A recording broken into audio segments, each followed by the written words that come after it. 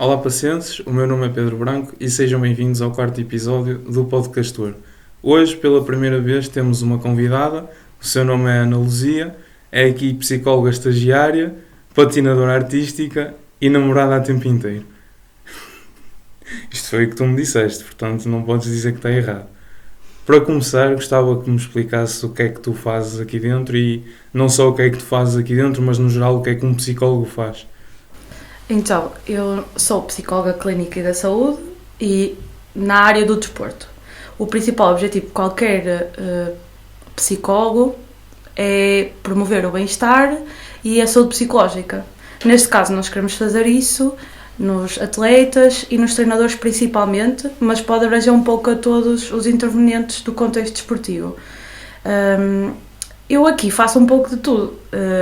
Sou um bocadinho psicóloga das organizações, um bocadinho psicóloga escolar, estou a fazer um pouquinho de tudo, o que também ajuda no futuro para quando quiser ir tentar outra área. Portanto, isto é um bom local para iniciar este meu percurso profissional. Em termos de clínica, por exemplo, nós fazemos observação e intervenções individuais ou em grupo. Nós acompanhamos as equipas, os jogadores, as equipas técnicas nos jogos e nos treinos. Em termos, por exemplo, escolares, estamos muito preocupados com esta questão da carreira dual, portanto, a preocupação em eles estarem no seu melhor desportivamente, mas também academicamente. E a nível organizacional é tentar existir aqui uma estabilidade no contexto da formação, fazer com que todos os intervenientes estejam minimamente satisfeitos e felizes com o que fazem. É um pouco o que o departamento faz. O departamento. Deixa-me pegar já por aí, então. Eu ia falar disto um bocado mais tarde, mas tu falaste que fazes o acompanhamento das equipas e dos jogadores individualmente. Normalmente, como é que é esse processo? És tu que abordas um jogador especial ou são eles que vêm até ti ou até ao departamento para pedir acompanhamento? Isto foi um trabalho ao longo de muitos anos. No início era muito... Nós falávamos com o treinador e o treinador dava-nos um certo feedback do género: aquele atleta não está a ter um rendimento tão bom ou houve um decréscimo no rendimento, se calhar é melhor falares com ele. E o que acontecia é que certos jogadores ficavam um pouco apreensivos, porque a realidade é que há muitos estereótipos e muito estigma associado à saúde psicológica, não é? Porque eles ainda pensam, e a sociedade em geral, que quem é o psicólogo é que é maluquinho, não é? Porque tem alguma perturbação, e não é bem assim, porque nós estamos no contexto do desporto e eles são pessoas normais, como nós os dois estamos aqui, e temos algumas questões, alguns problemas na nossa vida diária que se calhar não conseguimos gerir. E aqui os jogadores têm essas questões da sua vida diária, mais as questões da vida desportiva, que é aqui um acréscimo de fatores, por exemplo, em relação à ansiedade. Mas com este trabalho e com os resultados que nós obtivemos ao longo dos últimos anos, acontece muito é que são os jogadores que solicitam este apoio. Percebem que alguma coisa está a falhar, desportivamente, e que sabem que o nosso papel vai ser importante e que os vai potenciar. E então, nos últimos anos, principalmente nesta época e na época anterior, são eles que vêm ter connosco. Isso é muito importante e deixa-nos muito felizes, porque percebemos, primeiro, que combatemos aqui um certo estigma, não é? E que o nosso trabalho foi tão bem realizado que eles percebem a importância, não é? Que é como os fisioterapeutas, ou os enfermeiros, médicos, ou mesmo nutricionistas, eles têm o seu trabalho e é mais visível, não é? O nutricionista vê se calhar o aumento da massa muscular, ou a diminuição da gordura, o fisioterapeuta consegue potenciar ou melhorar um atleta que está lesionado. No nosso caso, não, porque é um trabalho extremamente invisível. Tu podes ser um jogador que não sabes que está no psicólogo, estás 6 meses com ele e de repente está uma outra pessoa completamente diferente dentro do campo. E a nossa ideia mesmo é potenciar uma pessoa que se calhar está a passar por uma adversidade, seja pessoal ou desportivamente, e potenciá-lo e torná-lo o melhor possível. Por isso, respondendo à tua questão, foi muito trabalho e atualmente vem muitos atletas.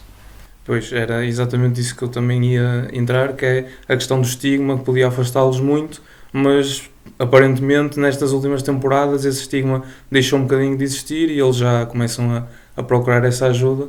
E também queria perguntar mesmo por aí, que é como é que vocês conseguem, porque estavas a dizer bem, o fisioterapeuta consegue ver o que o jogador recuperou, mas vocês como é que conseguem medir o sucesso do vosso trabalho?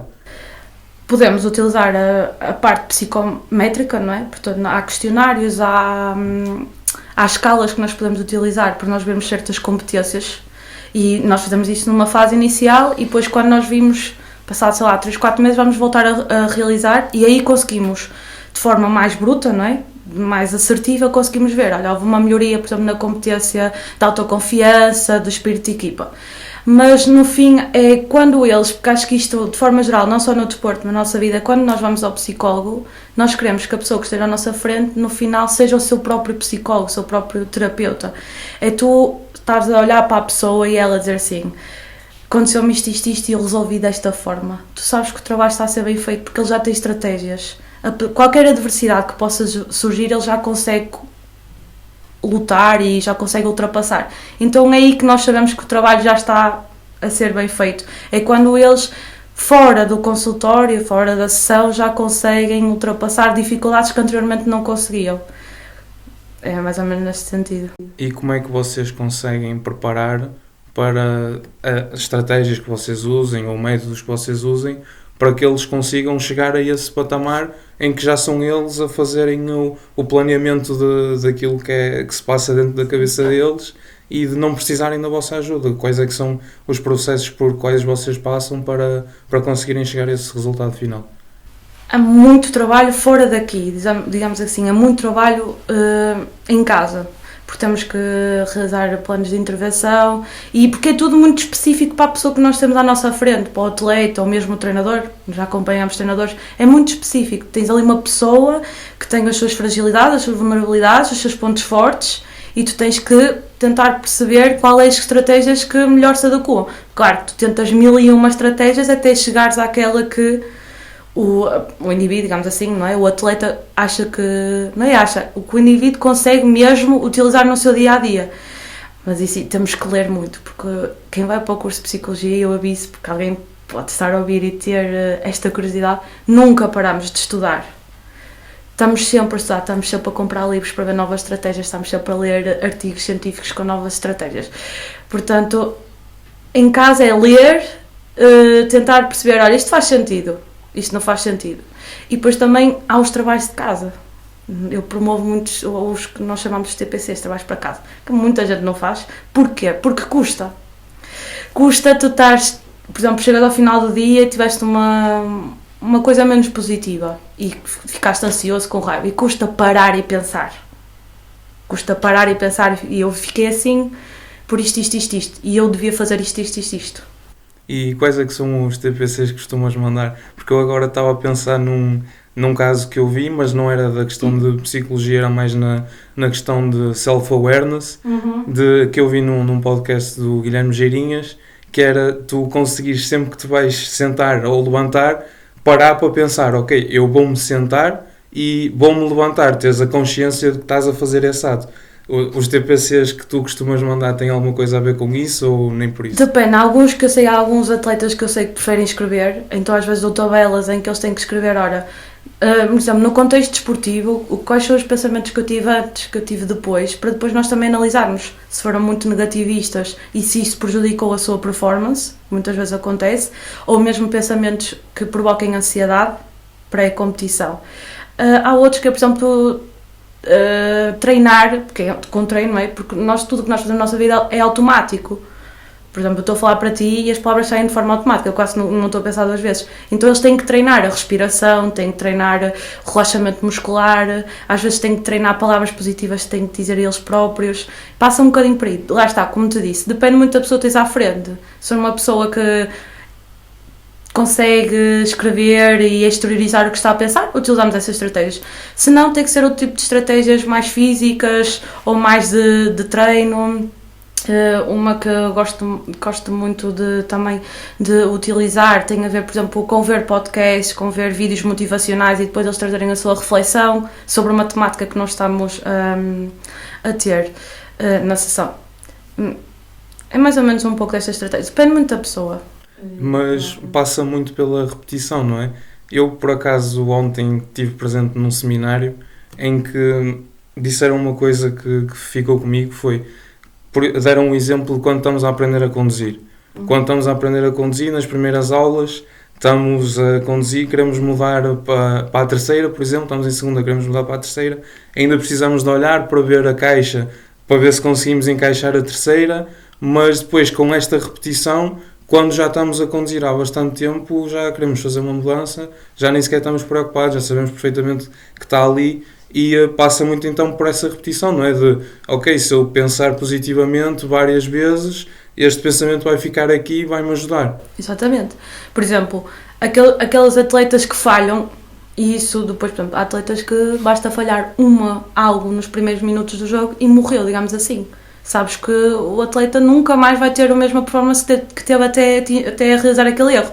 E nós é muito isso, repetição. Tens de ser para ti próprio, que eu vou conseguir, que eu sou capaz. Isto é o mais básico, né? Isso ouve-se todos os dias, ouve-se os mental coaches. Tu és capaz, tu consegues. Mas é muito isso, é muito repetição, até tu acreditares, porque uma coisa é este poder do acreditar, é tu dizeres a ti próprio, eu sou capaz. Eu também posso dizer, e tipo, eu sou capaz de estar aqui no podcast sem gaguejar. Mas se eu não acreditar, não consigo realmente, não vai acontecer. Eu tenho que parar e pensar, não, eu sou capaz por isto. Claro que tanto campas não tem 5 minutos para pensar. Eu tenho que pensar, sou capaz porque já fiz isto 1001 vezes. E é muita repetição. E mesmo nas sessões, muita repetição o que o psicólogo tem que dizer. Estar ali sempre a repetir, mesmo no sentido de as mesmas estratégias, porque senão eles não entram. Porque lá está, acham que, por exemplo, os fisioterapeutas também têm que estar ali na repetição. Eles também têm que estar ali repetidamente em sofrimento. Na psicologia igual, às vezes têm que estar repetidamente em sofrimento no sentido de para andarmos um bocadinho para trás, vamos um bocadinho ao nosso passado para perceber o que é que está a causar agora no presente e posteriormente no futuro, estás a entender? Por isso, sim, muita repetição, andar muitas vezes para trás, ver um tópico que nós pensávamos que já estava resolvido, dizer muitas coisas para eles. É muito repetição. E às vezes é aí que tu perdes o atleta, porque o atleta, se não tiver comprometimento contigo, mas acima de tudo com ele próprio, chegas a meio da terapia e nunca mais vais estar com ele, porque ele não tem esse compromisso de já não estou a ter resultados porque não estou a repetir as palavras certas ou porque não estou a repetir as estratégias que deveria repetir diariamente. E é aí que começa é aí que a terapia avança. É aí que tens dois tipos de indivíduos à tua frente. É aquele que tu realmente sabes que ele está a fazer por ele e porque quer melhorar, ou então está a fazer porque o Mister mandou, o pai mandou, o diretor desportivo mandou, o coordenador mandou, ou seja, porque ninguém tem que estar comigo, obrigado. A partir do momento que ele diz, não gosto disto, não faz sentido, eu digo, olha, ok, tudo bem, a porta está aberta, mas se não queres, não te vou obrigar a nada. Isso também é uma questão importante, não é? Porque muitas vezes uma pessoa acaba por precisar de ajuda, mas não consegue à primeira encontrar a pessoa certa. E tu agora falaste da questão dos dois caminhos e da terapia avançar, e lembrou-me de uma coisa que eu vi há pouco tempo, que é a questão da motivação, que existem motivações extrínsecas e intrínsecas. Consegues explicar mais ou menos o que é essa questão? A motivação intrínseca é intrapessoal, vem de ti. São as motivações que te levam a agir. Vamos imaginar, um atleta tem um objetivo, sei lá, marcar 2 golos. Vamos dizer, não é realista, né? Certamente querem mais. Isso é uma motivação intrínseca. Ou seja, o que eu quero dizer é, esse é o objetivo e ele tem que ter motivações dele próprio para conseguir atingir esse objetivo. E depois, as externas são aquelas que também potenciam ele chegar a esse objetivo ou outro. Queres com exemplos? Era melhor, se calhar. Motivações extrínsecas às vezes é o que as outras pessoas à nossa volta nos dizem, por exemplo, palavras que nos dizem. O apoio da bancada é uma motivação extrínseca. Quando falham, quando estão naquele momento apertado, é uma motivação extrínseca. Porque depende dos outros, vai entrar dentro de ti e tu vais ficar mais motivado e vai potenciar. Quando é intrínseca, é muitos dos próprios pensamentos, aquilo que nós estávamos a falar um bocado. Eu vou conseguir, eu sou capaz. É essa a diferença. Muitas vezes precisas de uma e de outra. Porque às vezes já não tens motivação intrínseca, já queres desistir e muitas vezes é o apoio dos adeptos, em qualquer escalão que te ajuda a aguentar aqueles últimos minutos, quando a equipa está a perder ou quando já estás desesperado porque falhaste imenso. Mas imagina, no dia de jogo tem essa motivação extrínseca que é visível dos adeptos, mas tu no dia de jogo consegues fazer alguma coisa para os acompanhar, para os motivar, para os meter no sítio certo mentalmente? Passa muito também pela parte da época desportiva em que nos encontramos. Há equipas neste momento que estão numa situação mais delicada e a motivação intrínseca, ou seja, tu vais potenciar a motivação intrínseca. Tu vais apelar, se calhar, com algumas palavras, mas acaba sempre por ser extrínseca, porque eu estou lá a falar para eles do género. Lá, por exemplo, vamos dizer uma equipa, vocês não podem descer porque não é de descer, vocês têm que jogar por vocês, mas também têm que jogar pelos que vêm atrás de vocês, porque se não jogarem bem vão descer, e quem é que vai sofrer essa consequência? Não são vocês que para o ano são sub-16 ou sub-17 ou sub-18, sub-19, são as equipas que vão subir, e isto é uma motivação extrínseca, quer dizer, dito desta forma até pode nem ser considerada motivação. O tom da voz, porque lá está, tu até podes dizer uma determinada frase, mas a forma como as pessoas vão interpretar é que depois vão decidir isto é motivação, isto é punição, isto está-me a dar na cabeça, estás a entender? Mas a motivação intrínseca tem que passar por eles neste sentido de nós temos que ganhar este jogo por isto. Tem que partir deles. Intrínseca é mesmo intrapessoal, é dentro de nós. Tu certamente vens para aqui para o Paços todos os dias com uma motivação, assim como qualquer funcionário, qualquer jogador, a extrínseca é aquilo que as outras pessoas, estímulos externos, te ajudam e te promovem para tu continuares a fazer o que fazes. Estavas a falar de que eu vim com teoria e por acaso preparei-me com uma coisa que eu vi há uns tempos, um estudo que dizia que fazer desporto 150 minutos por semana durante 4 meses tem resultados equiparáveis à prescrição de antidepressivos. Só que isto obviamente é desporto, de dar umas caminhadas, umas corridas. Atividade física, não é? Exatamente. Não se aplica ao desporto competitivo, não é? Em que temos objetivos e temos coisas para lutar, como estavas a dizer, a parte da motivação, que pode não ser motivação, pode ser pressão, quando se trata de atividade física só não se aplica a este estudo, não é? Uhum. E eu queria te perguntar, da parte da motivação, às vezes é mais fácil tu ou o departamento motivarem para uma equipa que se calhar não compete por ambições tão altas como o de uma equipa nacional, motivares uma equipa distrital de ok, o que vocês fazem é importante na mesma, do que uma equipa nacional que sabe que está a jogar contra os melhores dos melhores. Eu tive pouco tempo no contexto distrital, mas eu acho que é pior. É pior em que sentido? Na minha visão externa de fora, e eu já compartilhei isto com quem tinha que compartilhar, era os miúdos, quando passam numa equipa, por exemplo, sub-15, nacional, vão para o sub-16, eu sinto que perdem ritmo. Por exemplo, neste caso, os nossos sub-16 realmente têm um objetivo. Mas imagina que, por exemplo, quando eu vim para cá, a equipa de sub-18 não tinha um objetivo. Não dava para subir. Então, o que acontece é que aí era mais difícil tu atuares. Primeiro havia uma maior taxa de desistência.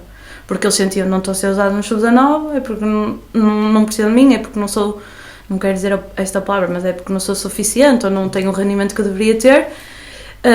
Então, faz o dropout daqui do clube. Portanto, eu acho que é mais fácil tu motivar as equipas nacionais. Sim, exatamente. É mais difícil tu manteres uma pessoa que pensa, apesar de não ser verdade, que não está a lutar por objetivos tão altos, de a manter motivada, do que uma equipa que tem perfeita noção de que está a jogar contra as melhores equipas e a lutar pelos objetivos maiores.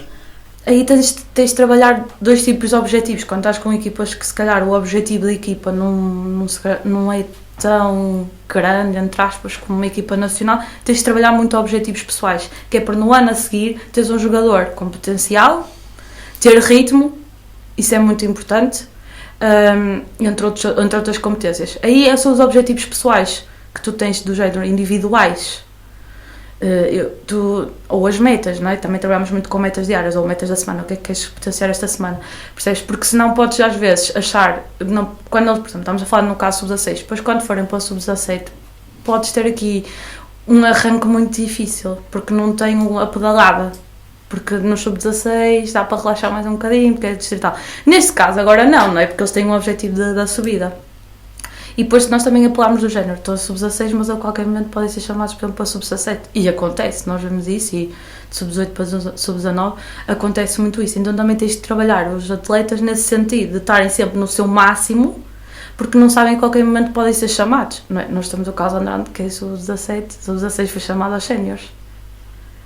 Percebes? E se ele não tiver na sua maior performance, no seu maior rendimento, como é que ele chegaria lá? Dificilmente chegaria. E então o vosso acompanhamento é mais por questões de metas e é muito mais, por exemplo, diário, semanal, mensal, ou trabalham com todas estas etapas de tempo? Nós, por norma, seguimos sempre uma linha, não é? Porque o que eu tenho-me apercebido é que quase todos os jogadores que vêm falar comigo ou com os outros psicólogos estagiários aqui do clube é muito o medo de falhar.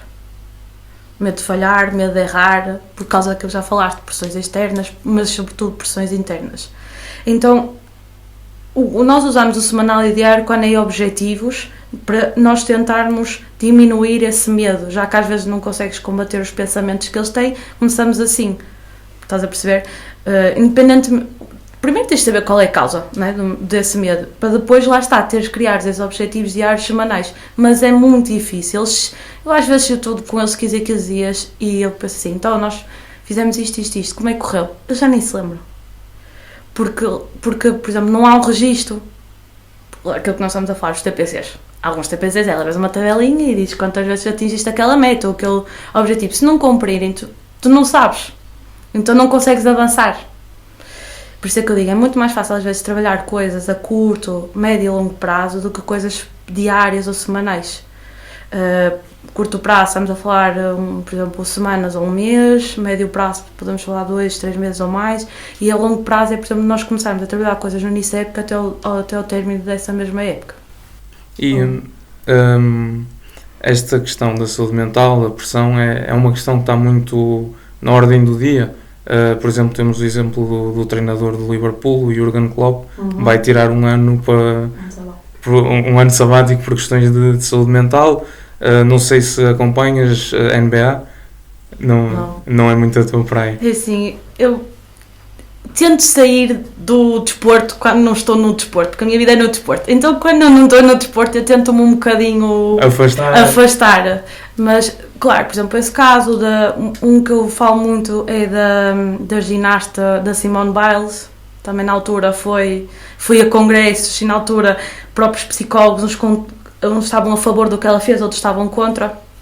Então, mas isso do treinador sei. Mas isso é um burnout.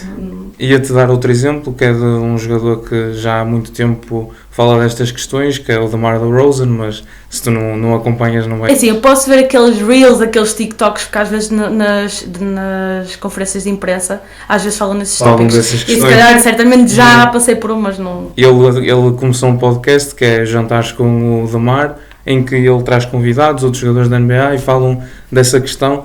E ele pessoalmente fala muito da parte dele, de como sofreu. Ele cresceu num bairro complicado da Califórnia, que é Compton, como sofreu ao longo da sua adolescência e de como isso afetou mesmo hoje em dia, estando no patamar em que está. Achas que quando estas personalidades trazem esta questão ao tema do dia é positivo e ajuda ao vosso trabalho? Eu acho que é positivo, apesar de, lá está, por exemplo, o meu professor da faculdade às vezes não concorda muito, mas eu até concordo, porque isto traz para a sociedade uma problemática que não se tem conhecimento. E acho que o facto de essas figuras, públicas ou não, porque muitas vezes há casos que são figuras, tu conheces, não são públicas no sentido, não se expõem publicamente a outras questões, outras problemáticas. E quando falam disso, é quase como se fossem um exemplo para os mais novos. Porque os mais novos passam por estas coisas, passam pelo mesmo que eles passaram e continuam a passar, e têm vergonha de falar, mesmo com os próprios pais, porque também se normaliza.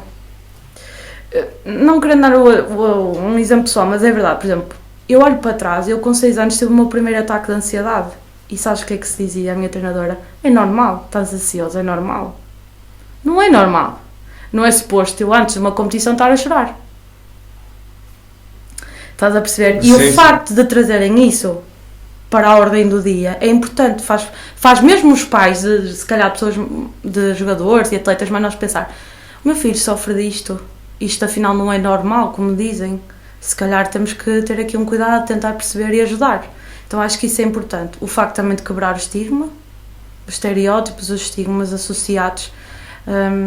Eu acho que só há coisas positivas em se falar cada vez mais disso, da saúde psicológica no desporto. Porque há equipas que perdem jogos, se calhar, pela condicionante psicológica, há atletas que perdem medalhas por essa condicionante, e por isso acho que é cada vez mais importante e permite que os atletas também olhem. Tenho que falar em departamento porque na realidade é o que é, para este departamento como uma ajuda, como um fisioterapeuta, como um nutricionista e outros, como um preparador físico, em que realmente é um departamento, é um psicólogo, vai-me ajudar a potenciar a minha parte psicológica e ser a minha melhor versão, porque no final nós queremos ser todos a nossa melhor versão, seja enquanto atleta ou enquanto ser humano, e isto é um dos valores que a nossa instituição quer promover, é sermos as nossas melhores versões.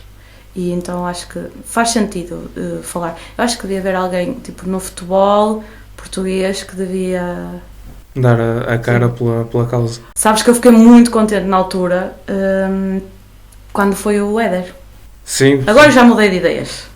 Ok, mas Joana Marques e essas coisas. Em 2016 ficaste sim, muito contente. Porque eu já estava a tirar o curso e foi dizer à minha mãe, olha, vês, afinal o psicólogo também é importante nisto. E eu fiquei realmente, foi quando comecei a pensar se calhar esta área e fiquei, que ela não é psicóloga, mas tal seja, e eu fiquei do género, eu acho que devia acontecer isto agora, tipo, Jogos Olímpicos, sabemos que o Pimentel?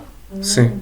Também é acompanhado por psicólogos. Acho que sim, acho que pela Ana Bispo Ramírez, assim qualquer coisa. Isso aí já é fora da Sim, não, que eu sigo no LinkedIn. E nós sabemos que ele também. E ele agradece, e ele não tem vergonha de dizer: eu tenho este acompanhamento, eu só consigo também atingir isto porque tenho esta ajuda. Tem 1001, mas aquela é uma das ajudas, percebes? E eu acho, por exemplo, nem todo. Não, por acaso sei que nos últimos Jogos Olímpicos tiveram um psicólogo, mas, por exemplo, na Federação Portuguesa de Futebol, há lá um psicólogo? Não se sabe. Percebes? Pode ter, pode não ter. Porquê? Porque essa informação não sai. Porquê que não sai?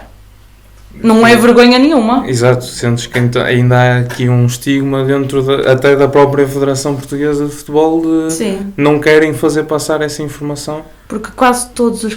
Quase, mas acho que na altura, há um ano atrás, só um clube da Primeira Liga não tinha departamento de Psicologia. E isso não é anunciado. Também não tens que anunciar, porque o teu trabalho, se é invisível, se é suposto ninguém saber, também é suposto, não é precisas fazer propaganda, mas percebes o que eu quero dizer? Há ainda clubes da Primeira Liga que não veem isto como um fator importante. Tu estavas a falar das tuas competições, que sentias ansiedade antes de começar, e eu queria te perguntar como é que consegues tu ou os jogadores, os atletas, conseguem fazer uma diferenciação entre o que é sentir pressão antes da competição e o que é realmente ansiedade? Ansiedade, stress e pressão são coisas diferentes. Ou para os leigos, como digamos assim, pode ser quase tudo considerado a mesma coisa. Mas a ansiedade é uma emoção. Tu sentes ansiedade de forma positiva e negativa. Os jogadores, quando vão para uma competição, principalmente uma competição importante, é saudável eles sentir ansiedade. Tu sentes ansiedade, se calhar, se tiveres um primeiro encontro, ansiedade positiva, estou a dizer, ou se fazes uma experiência nova, como por exemplo para mim, estar aqui criou-me uma certa ansiedade, mas era positivo, porque estou assim na minha zona de conforto. A ansiedade deixa de ser negativa, é quando te prejudica. Ok, se calhar aí onde entra, porque a pressão, podemos estar a falar de estímulos, percebes? Mas eu gosto mais de falar, por exemplo, a ansiedade, porque vai agrega tudo, mas é mais fácil deles identificarem enquanto estão a tê-la, ou qualquer pessoa. Então a ansiedade deixa de ser positiva basicamente quando interfere com a tua performance. Exatamente. E eu queria trazer aqui um tema e vou-te dar uns exemplos para explicar esse tema. Eu li há uns tempos, não sei se é verdade ou não, porque li isto já há bastante tempo e nunca fiz fact-checking, o Royce, o jogador do Dortmund, na sua primeira chamada à equipa principal ou no seu primeiro jogo como titular, já não tenho bem a certeza, a primeira peça de roupa que vestiu, neste caso que calçou, foi a meia esquerda. Desde esse dia, sempre que tinha jogo, a primeira peça de roupa que veste é meia esquerda. O exemplo do nosso Cristiano, sempre que vai bater um livre, aquela questão de dar os 5 passos atrás e de abrir e respirar fundo, de ver a baliza e concentrar-se. Não sei se também acompanhas desporto motorizado ou não, mas 4 vezes campeão do mundo, portanto uma personagem com muita história na Fórmula 1. Vettel, quando começou a correr nos karts, levava sempre o seu ursinho de peluche agarrado ao kart. Na questão da NBA, cada jogador, quando vai fazer um lance livre, tem a sua rotina. Qual é que é a importância estas rotinas na parte da confiança dos atletas? Alguns não são rotinas, é a mesma coisa quando o jogador entra e se vende. Isso é... falta-me a palavra. Não faz mal, Não, um termo técnico. Sim, porque imagina, que ele faz aquilo, por exemplo, o primeiro exemplo, ele calça sempre a perna esquerda porque associou aquilo a algo positivo, a algo que teve sucesso. Ele fez aquilo e teve sucesso. Então, na cabeça dele, ele tem que fazer sempre aquilo para obter sucesso. No dia em que ele começar a calçar a perna direita e correr mal, ele vai associar a isso. Isso é muito comum, tens jogadores que vestem tudo sempre pelo lado esquerdo, tudo sempre pelo lado direito. Tens os totós, sim, tens as fitinhas brancas, que acham que se tirar aquilo é como se fosse um amuleto da sorte, naquele caso. O ursinho certamente era. De certeza. Isso é mais uma coisa que cada atleta tem, porque associa. Porque quando fez aquilo, associou ao sucesso. Então, para obter sucesso, tem que ter aquilo consigo, tem que fazer aquilo. E tens muitos. Eu digo benzer porque é aquilo que tu mais vês na televisão. É o mais normal. Tu tinhas alguma rotina ou algum... Chorar antes da prova. Choravas? Eu tinha que chorar. Isto não é bom dizer, mas para a prova correr bem eu tinha que chorar. Estava a chorar antes da prova. Se não chorasses, não corria bem. Se calhar. Porque se eu não chorasse é porque não me sentia ansiosa e ia pensar, alguma coisa não está... Mas era isso. Nunca tive essa mania de calçar. A única coisa é que, por exemplo, que eu associava a correr é que a minha mãe não via as minhas competições. Se calhar era isso. Então já tinhas aí alguma coisa. Mas para mim não fazia diferença. Diz assim, mãe, viste? Ela não. E a mesma que a prova corresse bem ou mal, ela nunca via. Não sei se posso associar. Não sentias menos pressão por ela não ver? Não, porque a pressão vinha toda de mim. A minha mãe só diz assim, és feliz a fazer o que faço? Eu sou. Então, a partir do momento que não és feliz e não quiseres fazer, está tudo bem. Ela nunca... Fui todos os anos ao campeonato nacional, a minha mãe era assim, filha, mas está na hora de desistir. E eu não. E ela disse, então pronto, continua. Era mais pressão interna e pressão das minhas treinadoras. Que houve uma altura que eu tinha sucesso e sabia que podia atingir o próximo patamar, e então era muita pressão. E foi aí que as coisas começaram a correr mal. Mas sim, chorar. Eu lembro, até a minha última prova eu chorei. Mas isso... Era também de emoção de já estar a acabar. Estavas consciente que era a última, por isso é não, normal. mas é a mesma ansiedade, é o mesmo nervosismo. E não podes exemplificar aí um movimento? De quê? Das tuas provas?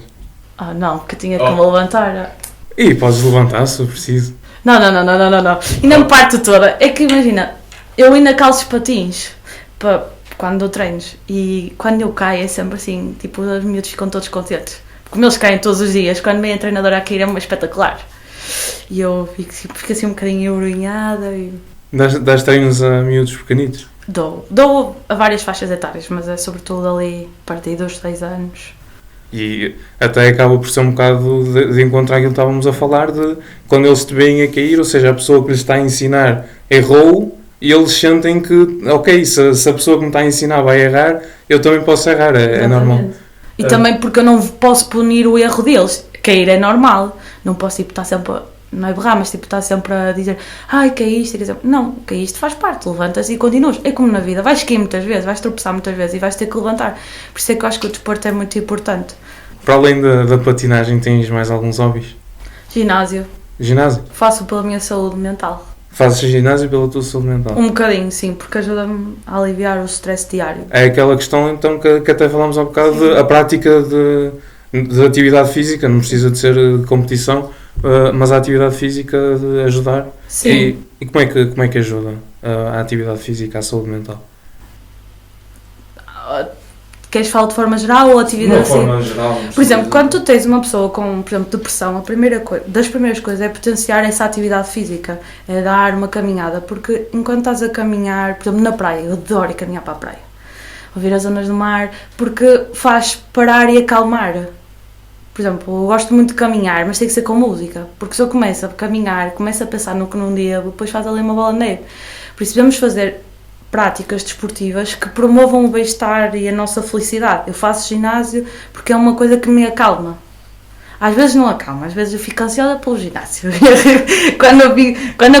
Quando numa semana não começo a pegar o peso que peguei na semana passada, fico um bocadinho, não é ansiosa, fico um bocadinho frustrada. Mas é normal. é frustração porque tu não estás a atingir as metas que estabeleceste para ti mesmo. No final, o que eu faço com os meus jogadores, eu também faço comigo própria. Não é? Eu vou para o ginásio com um objetivo. Ok, é emagrecer, tenho que fazer isto. Se falhar na alimentação, por exemplo, não vou conseguir atingir o meu objetivo.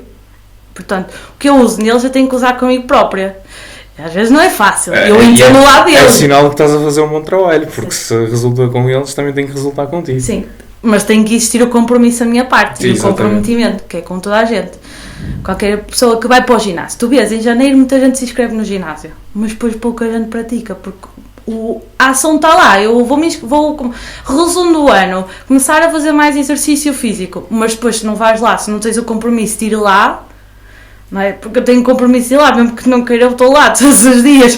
Às vezes não me apetece, às vezes vou chateada, mas vou. E depois no final o resultado é de sair mais aliviada, sair cansada fisicamente, mas mais leve emocionalmente e psicologicamente, porque também vais para lá, vais para o convívio e isso ajuda noutras questões.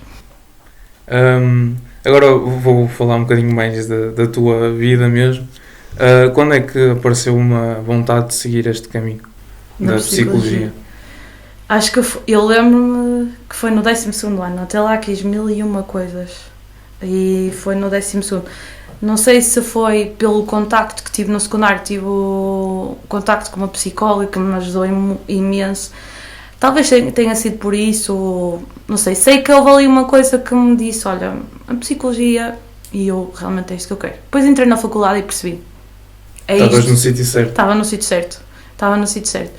E depois nunca mais questionei sequer esta profissão. Porque depois que vim para aqui, comecei o meu estágio curricular, comecei a ajudar a ver os resultados do teu trabalho, os frutos do teu trabalho, pensei, realmente é isso que eu quero para a minha vida.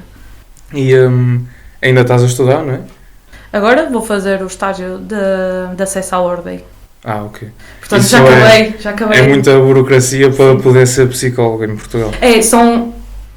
Eu só soube isto no meu primeiro dia de faculdade, que é 3 anos de licenciatura, mais 2 anos de mestrado, mais 1 ano de estágio. E eu disse assim, agora é que me dizem isto, depois eu já te pago a matrícula, a candidatura, ok, está bem. Mas sim, mas é aquilo que eu disse, tens que estudar a vida inteira, porque há novas estratégias, novas formas de tu conseguires ajudar a pessoa que está à tua frente, então tens que estar sempre a atualizar. E depois te chegam com coisas, não é? O meu curso é muito teórico e pôr isso para a prática. Tem que ser com muito treino, muita leitura, muita pesquisa. E vês o teu futuro a passar pela parte da psicologia mais adaptada ao desporto? Sem dúvida. Eu pretendo e vou fazer tudo para atuar na área do desporto. Porque sinto que se tivessem feito isso comigo quando eu era atleta, a minha vida desportiva teria sido muito melhor. Então é isso que eu quero fazer. Quero fazer pelos outros o que não fizeram por mim. Porque, atenção, ou se calhar não havia profissionais, não se falava disso, e então sinto que aqui na área do desporto é onde vou ser bem sucedida. Não só em ajudar, mas também bem sucedida. Vou-me sentir bem. Nós temos que fazer aquilo que nos faz sentir bem. E isto faz-me sentir bem e feliz. Antes de... Foi uma maneira excelente de terminar. Antes de terminar, vou-te só pedir a pergunta da praxe, que olhes para ali para a câmara e que dês uma mensagem aos nossos adeptos, por favor. Aos nossos adeptos. Aos nossos adeptos. Ou para os teus jogadores, também pode ser. Deixo nas tuas mãos. Não estava preparada para isto. Não ouvi o podcast até ao fim. Pois é, já me disseste que só usa até meio. Não uso até meio. Há aqueles últimos minutos que eu penso assim, agora aquelas burocracias e... Oh, não. Estás muito enganado. É sim. Pode ser para os jogadores. Para os adeptos eu tenho sempre um Vai ficar mais bocadinho... ansiosa. Não, porque assim, às vezes eu vejo o que é que os adeptos fazem na bancada e não fico muito satisfeita com o que eles fazem e dizem. Então, mas é? isso já é uma mensagem para Sim, eles. acho assim, o mais importante é fazer com que os jogadores façam aquilo que gostam, que sejam felizes. Acho que os pais podem promover isso, pais felizes também, não é ouvir o que ouço muitas vezes na bancada, que infelizmente não é positivo para nenhum deles. Posso deixar-lhes a mensagem? Para os adeptos da formação, para os adeptos séniores do profissional não tenho muito contacto e tenho medo de ser mal interpretada, então acho que a mensagem que eu quero deixar é deixem os seus filhos viverem o sonho deles, não vivam os vossos sonhos através dos vossos filhos, que é para eles serem jogadores felizes, seres humanos felizes. E para os jogadores é que devem sempre dar o seu máximo para atingir os objetivos do clube e os objetivos da equipa. Ana, muito obrigado. Obrigada, eu. Pela tua participação. Tu disseste que ias agradecer em nome do departamento. Sim, eu agradeço em nome do departamento porque não sou eu sozinha que faço o trabalho, não estamos nenhum aqui a tempo inteiro e se não formos nós a segurar aqui as pontas é extremamente difícil, por isso agradeço aos meus colegas e aos estagiários que foram passando ao longo dos anos, porque sem dúvida o departamento só cresceu com a ajuda deles, que eu sozinha não faço nada nem sou nada. Muito obrigado pelo tempo que tiraste para vir aqui. Pacientes, muito obrigado pelo tempo que tiraram para nos ouvir. Não se esqueçam, deixem o like no vídeo, comentem aqui em baixo quem é que querem ver no próximo episódio e vemo-nos novamente no 5º episódio do Podcastor.